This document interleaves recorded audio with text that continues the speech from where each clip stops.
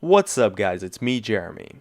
People love to hate on champions. This guy's overpowered, this champion isn't fair, this guy needs a nerf, I've seen it all. The only thing that people hate more than their teams in solo queue are these 10 champions. Everyone has their own select bunch that they absolutely despise, and so I've brought together the champions that people love to hate the most. Let's get started. At number 10, it's Katarina, and with the snowballing potential she brings to the table, this avalanche of a champion is a crazy pub stomper, and when she gets a lead, it becomes an unstoppable force that leaves you and your team thinking, what the hell happened? And being great at roaming, she can pick up a few kills to start the snowball around the map without you as her lane opponent actually making the mistake of dying to her.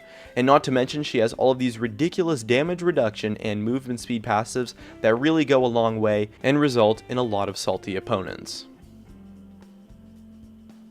At number 9, it's LeBlanc.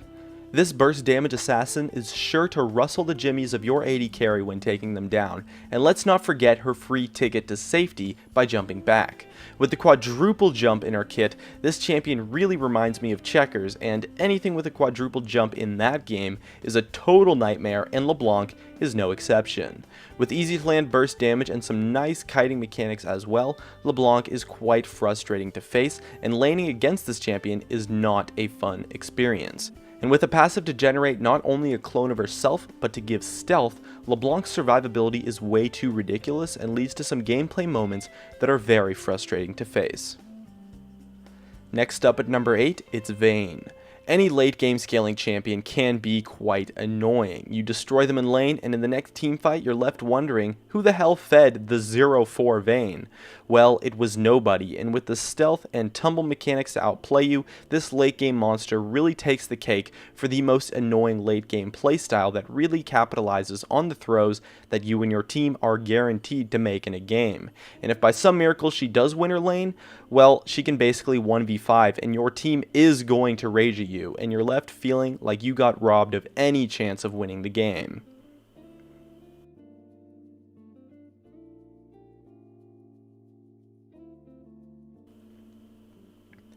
And at number 7, it's Yasuo.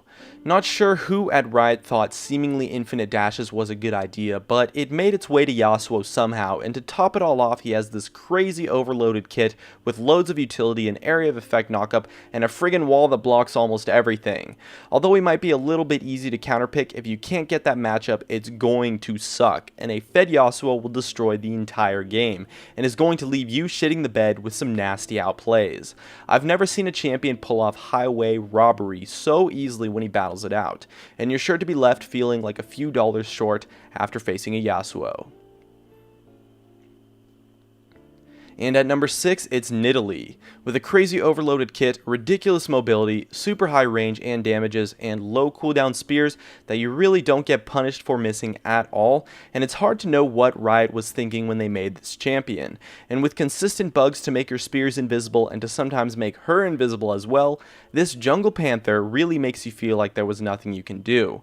Her kit with the 2 forms is broken as hell, and the poke playstyle comboed with the fact that she can still jump in on you at any time leads to a really annoying experience to play against.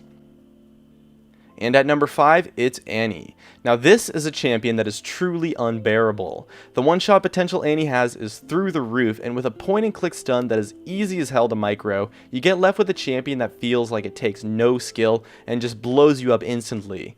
This pyromaniac requires very little mechanics to make use of, and leaves you feeling like you got cheated in a totally one-sided fight where there was nothing you could do. And you can't try to jump in on her since her stun is always going to be charged up to zone you out, so good luck trying to land any damage on her. And so, unless you're building full tank, you are not going to have a fun time playing against this face roll of a champion. At number 4, we have Fizz.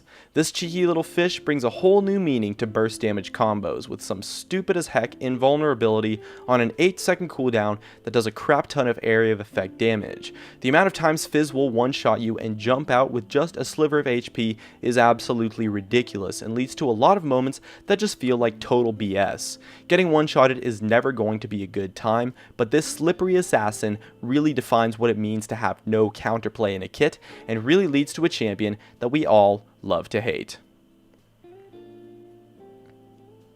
Taking home the bronze, it's Riven. Remember what I said about LeBlanc's quadruple jump? Well, Riven takes that to a whole nother level in being a resourceless, snowballing avalanche that leaves you with nothing to do in lane and the ability to 1v5 with just a couple of kills picked up. Getting beaten by a Riven never feels fair, since if she gets in range, she kinda just spaghettis all over you and you're dead guaranteed. And it doesn't help the fact that Riven players are statistically the most toxic players in League of Legends. I mean, the fact that someone plays Riven makes them literally twice as likely to AFK in the game than if they played any other champion. Oh, but it's okay though, because all Rivens are Diamond 1 Smurfs. And at number 2, it's Rengar. And let me tell you, ball is not life when you're constantly getting dunked on by this catastrophe of a champion. Rengar will continually pop out of nowhere to one-shot you with an insane gap closer with stealth, and let's not forget some nice crowd control and loads of healing in his completely broken, resourceless kit. Not sure why stealth comboed with burst damage is a thing in the game, but Rengar takes it a step further and creates some totally one-sided gameplay that leads to a lot of rage-induced moments. And God forbid this champion somehow gets a lead on you with his stealth gap closer burst damage utility combos because, well, you probably just won't be playing League of Legends for that day. And last, but most certainly least, it's Teemo. A champion does not earn the nickname Satan for no reason, and the feeling of getting away from a fight with just a sliver of HP only to step on a Teemo shroom is easily the most frustrating and soul-crushing thing to ever happen in the game.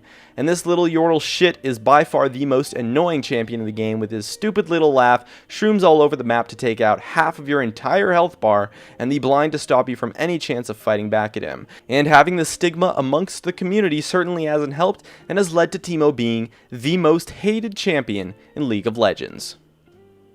And that just about wraps it up. If you enjoyed the video, make sure to hit that like button to help support me, as well as you can check out some of my other videos on the screen too.